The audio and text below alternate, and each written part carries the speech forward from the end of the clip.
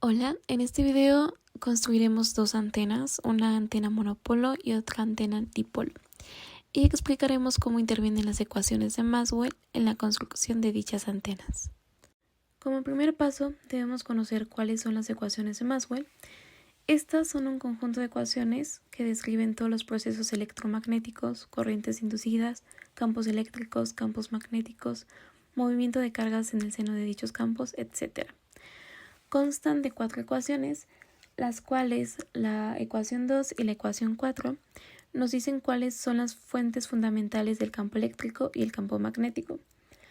La ecuación 2 se trata sobre la ley de Gauss para corrientes, campos eléctricos, y la ecuación 4 se trata sobre también la ley de Gauss, pero para campos magnéticos.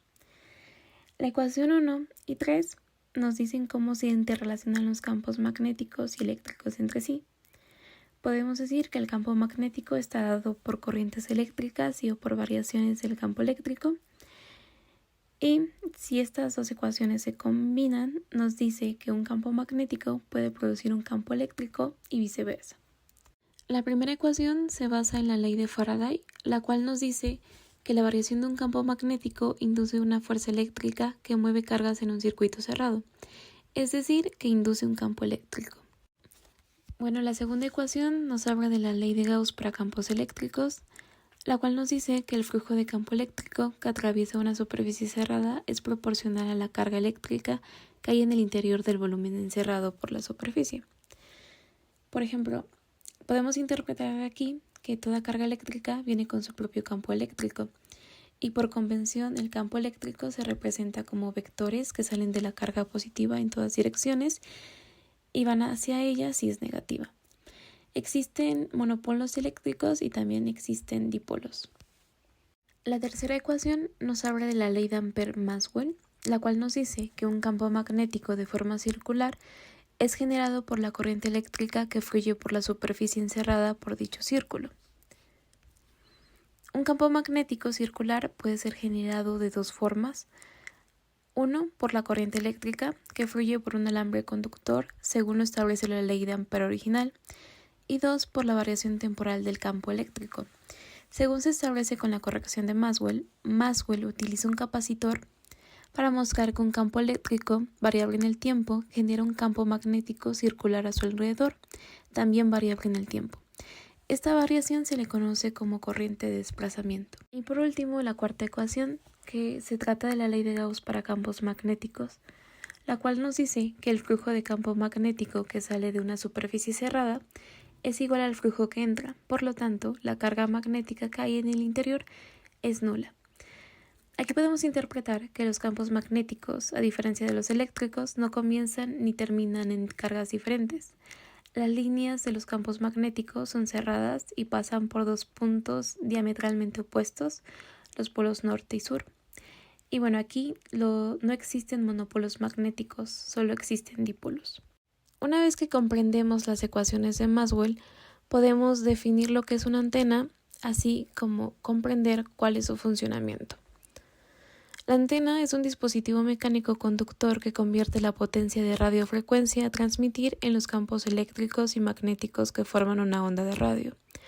Una onda de radio comprende un campo eléctrico perpendicular a un campo magnético, ambos son perpendiculares a la dirección de propagación, y una antena crea este campo electromagnético. La señal que irradia la antena se desarrolla en un transmisor y luego se envía a la antena a través de una línea de transmisión.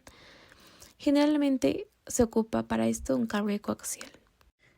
El voltaje de la señal desarrolla un campo eléctrico alrededor de los elementos de la antena. El flujo de corriente produce un campo magnético. Los campos eléctricos y magnéticos se combinan y se regeneran entre sí de acuerdo a las ecuaciones de Maxwell, y la onda combinada se lanza desde la antena para viajar por el espacio. En el sitio receptor, la onda electromagnética induce un voltaje en la antena que convierte la onda electromagnética nuevamente en una señal eléctrica que puede procesarse todavía más. Una consideración principal en la orientación de cualquier antena es la polarización, que se refiere a la orientación del campo eléctrico con la Tierra.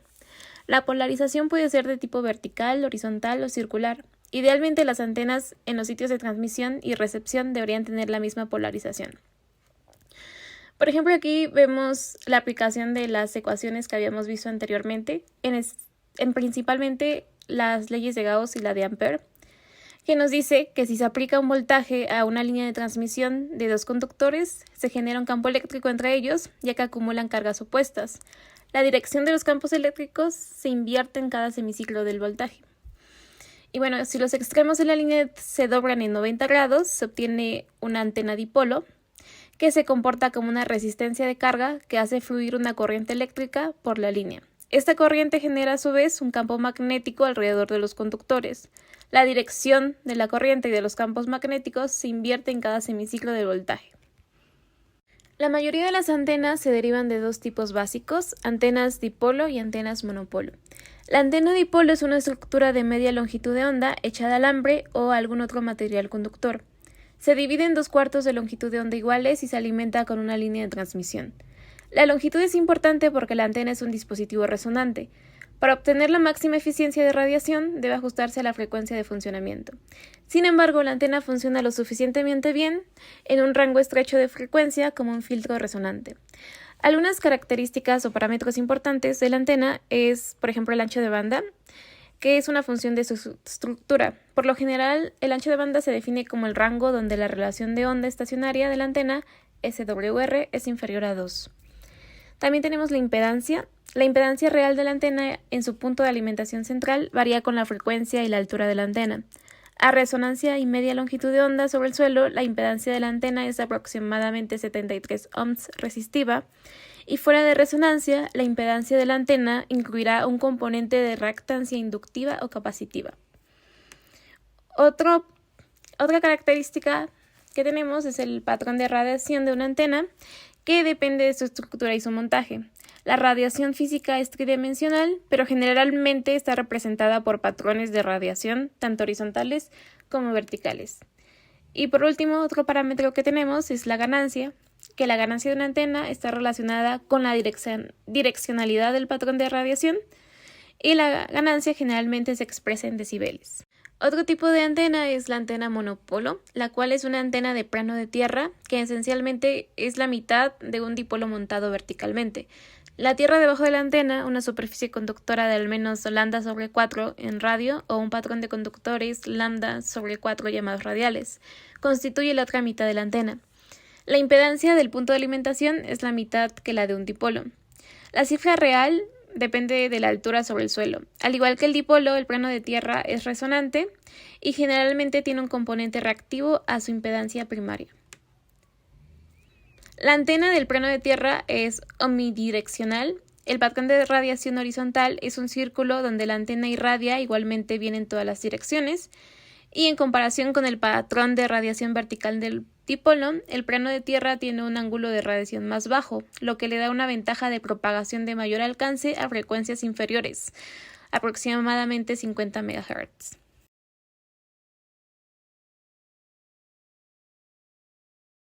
Utilizando la simulación 4NEC2 para construir nuestra antena dipolo, partiendo de una frecuencia de 567.25 MHz, para conocer la talla de nuestra antena tenemos que saber el valor de lambda. Lambda es igual a la constante de la velocidad de la luz sobre la frecuencia. Haciendo esta operación tenemos que lambda es igual a 0.52.